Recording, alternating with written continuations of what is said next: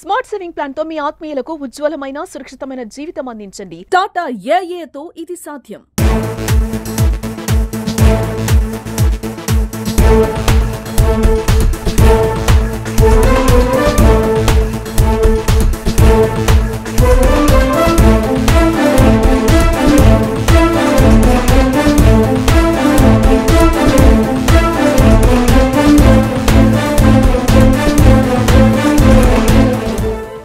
ఒకవైపు రైతుల కష్టాలు యూరియాని సంపాదించడంలో తారాస్థాయికి చేరింది అని చెప్పాలి.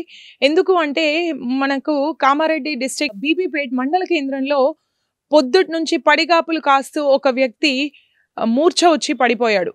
ఎందుకు అంటే అతను పొద్దున 9 గంటల నుండి యూరియా కోసం లైన్ లో ఉన్నాడు. అయితే ఇక్కడ ఏం జరిగిందంటే సొసైటీల దగ్గరికి పెద్ద ఎత్తున రైతులందరూ వచ్చేసరికి అక్కడ పోలీసులు ఇనిషియేట్ తీసుకొని వాళ్ళందరికీ కామారెడ్డి జిల్లా బీబీపేట్ మండల కేంద్రంలో పోలీస్ స్టేషన్ లో వీళ్ళందరికీ టోకెన్లు ఇవ్వడం జరిగింది.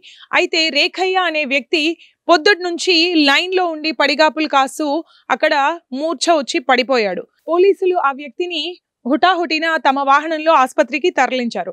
అయితే అక్కడ సిచ్యువేషన్ ఎలా ఉంది అనే దాన్ని మనం బీబీపేట్ ఎస్ఐతో మనం మాట్లాడదాం. Hello sir, good afternoon sir. Good afternoon sir, నేను సుమన్ టీవీ నిజామాబాద్ నుంచి మాట్లాడుతున్నాను సార్. మీరు కంట్రోల్ చేసేంత వరకు యూరియా కోసం బాగా ఇబ్బందులు పడుతున్నారు కదా? ఓకే మేడం, ఏం లేదు, కొంచెం అక్కడ మన సొసైటీ దగ్గర జనాలు ఎక్కువ వచ్చారు. ఓకే, వాళ్ళు కొంచెం క్యూ లైన్ లో మెయింటైన్ కమ్మంటే ఎవరు మెయింటైన్ కాలేదు.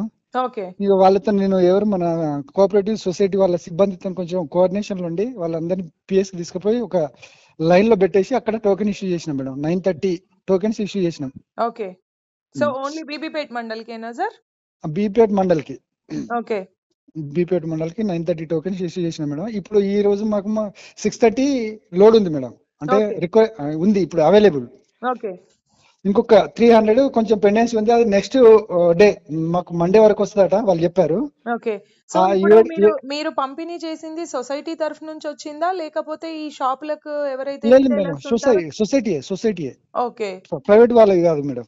ఓకే, సొసైటీ వాళ్ళు. ఇంకొక 300 ఉంది. అది 300 నెక్స్ట్ ఇప్పుడు రేపు లేకుంటే మండే వరకు వస్తాడు మేడం. నెక్స్ట్ ఏదైతే టోకెన్ ఇష్యూ అయిందో వాళ్ళకి ఇచ్చేస్తాం. మరి ప్రైవేట్ వాళ్ళకి కూడా వస్తున్నాయా సార్ అక్కడ? లేదు మేడం, మరి మొన్న ఒకటి ఏదో వచ్చిందట ప్రైవేట్ వాళ్ళది. వాళ్ళు కూడా డిస్ట్రిబ్యూషన్ అయిపోయింది. అది ఇబ్బంది లేకుండా. ఎట్లా చేస్తున్నారు మరి వాళ్ళు? ఎవరు మేడం? అంటే ఆ ప్రైవేట్ వాళ్ళకి వస్తే వాళ్ళు మరి చాలా డిమాండ్ ఉంది కదా, మరి ఎక్సెస్ రేట్లు అట్లా. ఎక్సెస్ రేట్లు లేదు మేడం, వాళ్ళు వాళ్ళంతా వాళ్ళ సిబ్బంది ఉంది కదా మేడం, వాళ్ళు కూడా అవైలబుల్ ఉండే చూస్తున్నారు. చెక్ చేసుకుంటే ఇస్తున్నారు మేడం. మేము కూడా ఇది సెక్యూరిటీ కూడా ప్రొవైడ్ చేస్తున్నాం madam. Okay sir, right, thank you. అంటే అక్కడ లైన్లలో మూర్చొచ్చి పడిపోయారంట. మరి ఎన్ని గంటలు? కొంత జనాలు ఎక్కువ మేడం, కొంచెం అవైలబిలిటీ తక్కువ ఉంది. ఓకే, రిక్వైర్మెంట్ ఏమో ఎక్కువ ఉంది. కొంచెం ఇక లైన్ లో క్యూ లైన్ లో అందరూ ఒకే రకంగా ఉంటారు కదా మేడం. అవునవును. ఎన్ని గంటలు పడుతుంది సార్ ఇప్పుడు వాళ్ళకి ఆ టోకెన్స్ ఇచ్చి? వాళ్ళు అయిపోయింది మేడం, జస్ట్ 2 hours లోపల కంప్లీట్ అయిపోయింది. 9:30 టోకెన్స్ 2 hours లోపల కంప్లీట్ చేసినా ఇచ్చేసినాం. ఓకే. ఇప్పుడు ఇది ఈ ఒక్క రోజుకేనా? అంటే ఇప్పుడు డైలీ అది ఏమన్నా అట్లా ఏరియా వైజ్ గా ఏమన్నా పెట్టుకుంటున్నారా? ఇప్పుడు ఇక నెక్స్ట్ టైం ఏం చేసినాం అంటే మేడం, మాకు 3 క్లస్టర్లు ఉన్నాయి ఇక్కడ. ఓకే, 3 క్లస్టర్లను డివైడ్ చేసుకుని దేని దానికే పంపిస్తాం, ఒకే దగ్గరికి రాకుండా.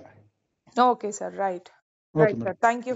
విన్నారు కదా, ప్రభుత్వానికి సంబంధించిన సొసైటీల్లో ఏవైతే యూరియా బస్తాలు వస్తాయో వాటన్నింటినీ 3 క్లస్టర్లుగా ఉన్నాయి. ఆ 3 క్లస్టర్లలో పోలీసులు చొరవ తీసుకొని వాటిని పంపిణీ చేయడానికి ముందుకొస్తున్నారు. ఎందుకంటే కొరత చాలా ఉంది. ఆ కొరత వల్ల రైతులు ఆందోళన చెందుతున్నారు. ముఖ్యంగా మనకి దొరుకుతుందో లేదో అని ఆందోళన ఎక్కువగా ఉంది. అండ్ షార్టేజ్ ఎక్కువగా ఉండడం వల్ల వాళ్ళు ముందు అంటే ఈ డోస్ కి సరిపోతుందా, సెకండ్ డోస్ కి కూడా మనం తీసుకోవాల్సిన పరిస్థితి ఉందా అనే విషయంలో కొంత ముందస్తుగా ఆలోచించి వాళ్ళు తప్పకుండా మనం యూరియా సంపాదించాలి అన్న ఆశతో లైన్లలో నిల్చుంటున్నారు.